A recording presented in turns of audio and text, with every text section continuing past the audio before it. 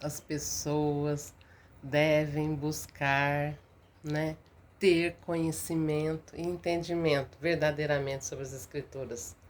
Uma fé pura, genuína, verdadeira, que seria esse conhecimento e entendimento, que se tornará a sabedoria. Devo trilhar o caminho do justo, né? Está ali o caminho do justo que vai brilhando mais e mais até esse dia perfeito. Esse caminho que é o caminho da fé, de esperar com paciência no Senhor. Então a gente deve se voltar verdadeiramente a esse conhecimento, com entendimento, fé com obras. Está escrito que no princípio ele é o Verbo, e o Verbo era Deus, e o Verbo estava com Deus no princípio, né? Então fala que o Verbo se fez carne e habitou entre nós. Mas para que isso ocorra, nós temos que ir ali buscar esse conhecimento, com esse entendimento, verdadeiramente, né?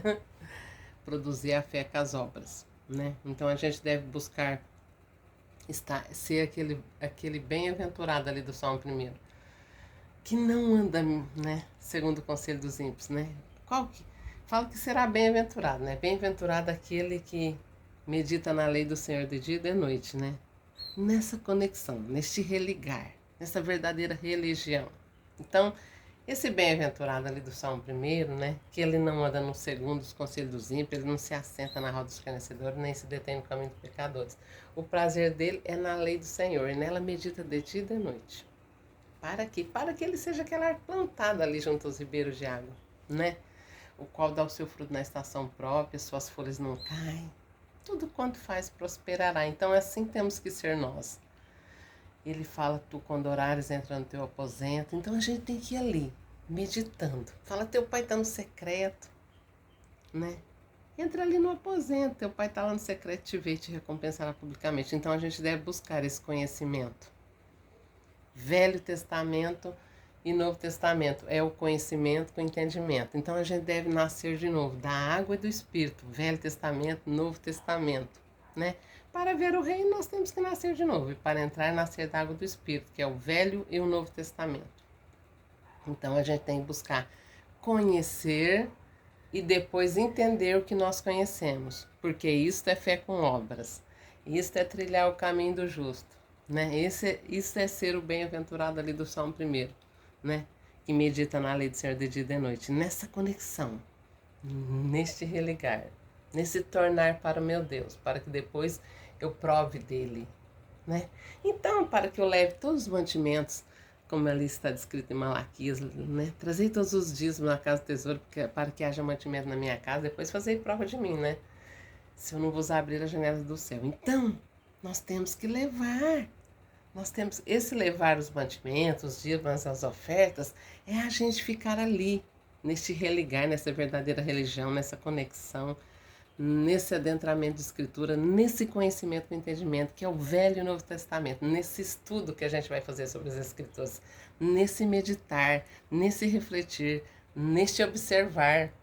Então a gente tem que ir se voltando àquilo que é verdadeiro, aquilo que é realmente esta conexão, realmente essa religião, né? Esta fé que agrada a Deus, que é trilhar o caminho do justo, para que ele vá brilhando mais e mais até que ele se torne um dia perfeito. Então a gente deve ter a fé que agrada a Deus. E a fé que agrada a Deus, né? Diz que a gente, importa que a gente acredita nele, que a gente tenha fé, acredita que ele existe e galardoador, né? Então, para que essas coisas aconteçam, as boas coisas que a gente gosta, das coisas da palavra de Deus, a gente gosta de ter um Deus, a gente precisa ter um Deus, mas a gente tem que formá-lo. Tudo é conhecimento, né? Depois é entendimento. Primeiro a gente conhece tais coisas, né? Isso é sobre tudo, né? Sobre a vida, sobre aquilo que a gente se programa a formar numa profissão, né? Ou ter um conhecimento disso, daquilo, a gente primeiro conhece, depois a gente entende o que a gente conhece. Assim é Deus também. Por isso que ele fala, tem que nascer de novo. Para que a gente saia desses conceitos aí humanos, desses padrões humanos, das crendices, das religiosidades. A gente precisa sair desses condicionamentos, né? Ser feito pelas mãos fortes, o braço estendido dele. Verdadeiramente, nesse conhecimento com entendimento, que se tornará a sabedoria. O temor do Senhor é o princípio do saber. Verdadeiramente, né? está descrito ali nas Escrituras, então a gente tem que tornar para Ele. Depois trazei todos os dízimos, que é nós, né? Nós estarmos ali nesse edificar de altar, nesse entrar de aposento, é nós estarmos ali meditando, estudando, conhecendo, entendendo. Porque nós vamos lá e vamos conhecendo, vamos lendo as Escrituras, mas depois a gente tem que até estar entendendo o que nós estamos lendo, verdadeiramente, né? Às vezes as pessoas falam, mas eu conheço as Escrituras, eu sei falar aí, né? Recitar, sei onde está tal salmo, onde está tal provérbio, onde está tal livro ali. Mas o mais importante é realmente a gente trazer o espírito da palavra, a gente encarnar as Escrituras para que a gente traga a vida, o espírito da verdade, né? Às vezes a gente vê uma fé, muito aí uma fé sem obra, uma fé condicionada, uma fé de crendice, de religiões, de religiosidades, aliás. Não tem aquela fé pura, aquela fé genuína, aquela fé verdadeira, né? Aquele conhecimento de Deus verdadeiro. A gente vê muito enganos, hipocrisias, né? Mentiras, falsidades, né? Mas a gente não vê as pessoas encontrando o seu Deus verdadeiro, as pessoas entrando ali no secreto. Quando elas falam, não, mas eu estou entrando ali só para pedir, né? Me dá isso, me dá aquilo, me cura disso, me faz isso, faz aquela outra coisa, faz outra coisa. Então é só esses interesses. As pessoas vão para Deus com os seus interesses, em busca de alcançar aquilo que elas almejam, seja cura, seja prosperidade, seja que é uma casa. Acha que Deus é isso, que Deus está ali. A gente tem que parar e refletir sobre essas coisas. Se isso faz sentido, se isso é uma coisa assim que faz a gente se sentir bem. Fala, nossa, eu estou ali buscando Deus para. Agora eu tive um problema, busco. É igual se a gente tivesse alguém ali e a pessoa só nos buscasse por interesse, só nos amasse por interesse. É tão ruim, dói, né?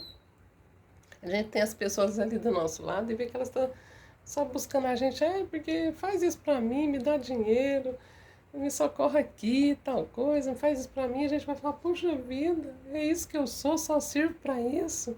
Aí se a gente formar nosso Deus, ele olhar pra gente, fala, nossa filha, eu pensei que você queria crescer em graça e sabedoria, né? Que eu fosse crescendo em você em graça e sabedoria, que eu fosse mostrando meus poderes, fosse fazendo os prodígios, fosse te dando os talentos. Eu pensei que você queria me amar, que você queria ter experiências comigo, que você queria me conhecer, meu poder, minha força.